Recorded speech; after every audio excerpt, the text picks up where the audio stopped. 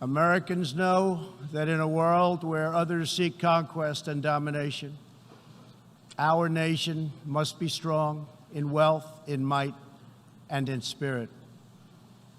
That is why the United States vigorously defends the traditions and customs that have made us who we are.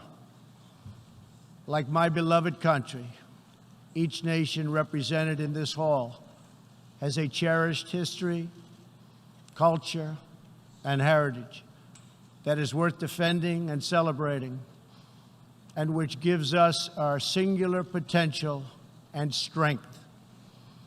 The free world must embrace its national foundations.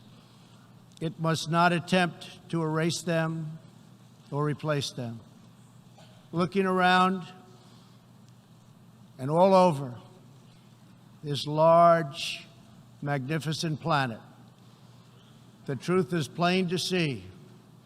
If you want freedom, take pride in your country. If you want democracy, hold on to your sovereignty. And if you want peace, love your nation.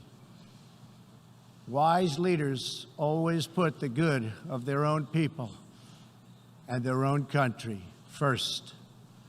The future does not belong to globalists. The future belongs to patriots.